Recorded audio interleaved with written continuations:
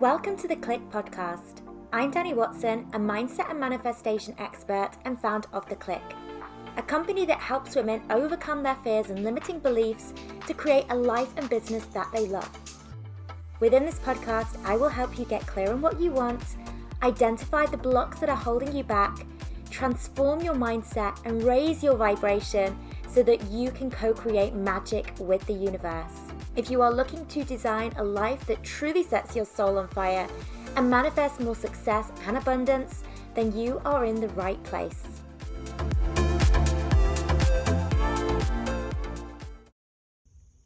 Hello and welcome to a brand new episode. So for this episode, I want to answer the question, can I manifest amazing things when I feel like I'm at my absolute worst? We are led to believe that manifestation is a product of our thoughts and our energy, and this is true. But what isn't always true is that if we are thinking bad thoughts and feeling bad things, we will only manifest bad things. So I'd like to give an example because last year I had a week which I remember to be one hell of a terrible week. It felt like everything was crashing down around me. So we were in the process of renovating our home. The first room that we finished was our playroom. And then a week later, we realized there was a leaking pipe behind the wall, which meant the whole bathroom had to be ripped out and it completely ruined all of the floors. We were told that the whole thing was going to set us back weeks and it was also going to cost us thousands to rectify. And then also that week, I had a big corporate coaching client, a contract which was worth tens of thousands of pounds. I was told that the company had to pull out of the contract and they couldn't go ahead. And then probably the worst thing that happened that week was we had hired a contractor to make some updates to our CRM.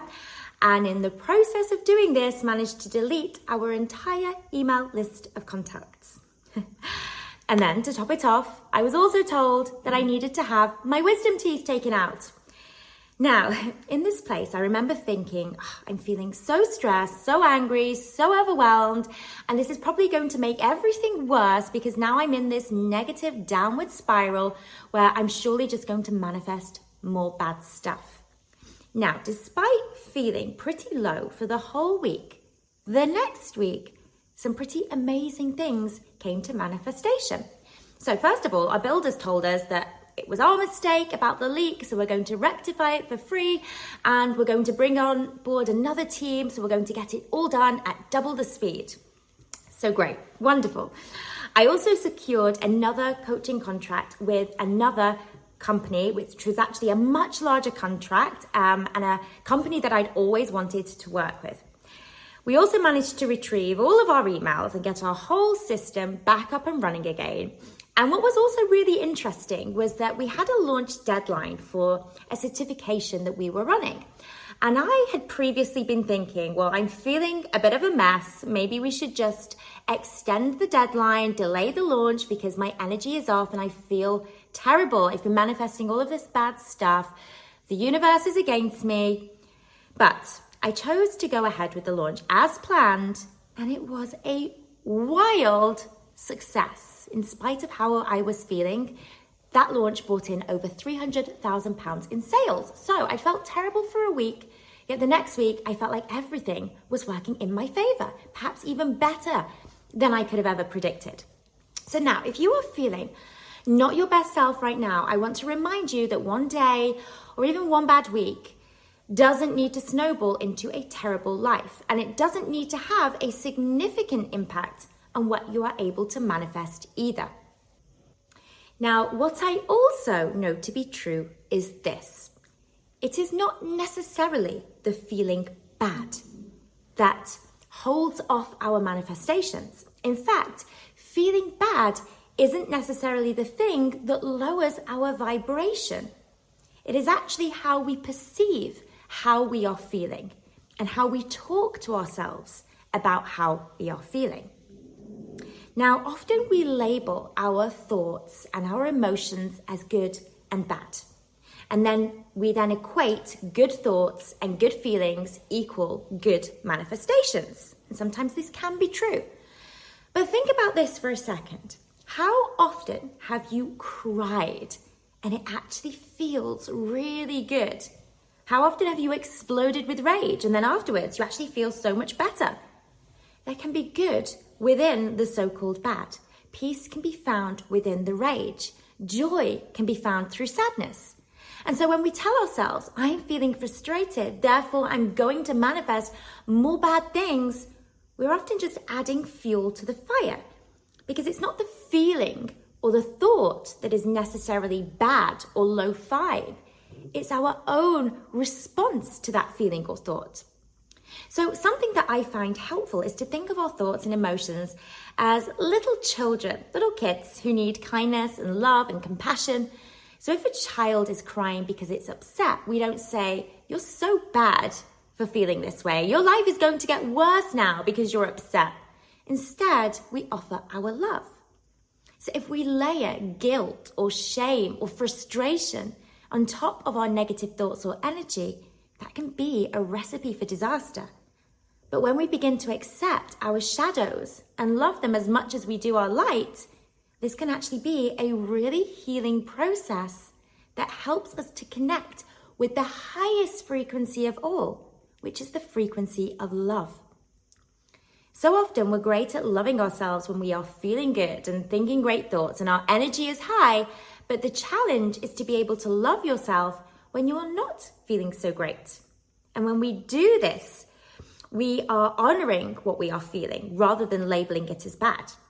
When we do this, when we can do this, and we can allow for those thoughts and feelings to just exist for a moment, rather than burying them or berating ourselves for having them, we actually send love to those wounded parts. Now, there is a saying that goes, be thankful for your cracks because that's how the light gets in. And I 100% believe this to be true. By experiencing a negative mood and learning to love ourselves in that moment, we actually get to experience the highest form of self-love, which is unconditional love. We are saying to ourselves, I love myself in this moment, despite all that I'm feeling and saying to myself. We need the cracks, the negative thoughts, the bad move, the low energy, because they present us with an opportunity to practice this unconditional self-love. It's easy to love ourselves when we are winning, but if you can love yourself at the lowest, that's when you get to tap into the highest frequency of unconditional love. And within that frequency, we become a magnet to some amazing things.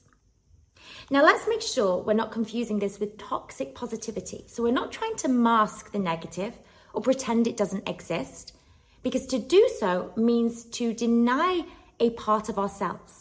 And remember, to tap into unconditional self-love means to accept all of who we are, both the light and our dark. So toxic positivity could look like affirming, I love myself, my life is great, when you're actually on the verge of a mental breakdown. Toxic positivity is saying things like, yes, I'm having the best day ever, even though your toddler has just felt it penned on your newly painted walls and your dog was sick on your carpet and, I don't know, you got a flat tire. It is one thing to affirm, my life is so great. But if those words don't align with how you feel, you are actually going to lower your vibration rather than heighten it. Why? Because you are essentially saying, I don't like how I feel. I want to ignore how I feel. I feel frustrated with myself for feeling this way. I don't accept that I feel like this. Therefore, I will try and convince myself otherwise. Unconditional love requires unconditional acceptance. To tap into the frequency of unconditional love means to accept ourselves rather than labeling what we are feeling or thinking as bad. So we do this by allowing the body to feel what it needs to feel. So where does that negative emotion reside in your body? Can you acknowledge that part of you as if it were a small child and give it the love that it needs? Also, allow whatever negative thoughts that are coming up, let them play out. If the mind has something to say, let it have its space. Women have been silenced enough through history. Let's not make it worse through silencing ourselves. Our mind, even when it has a negative narrative, it deserves to be heard.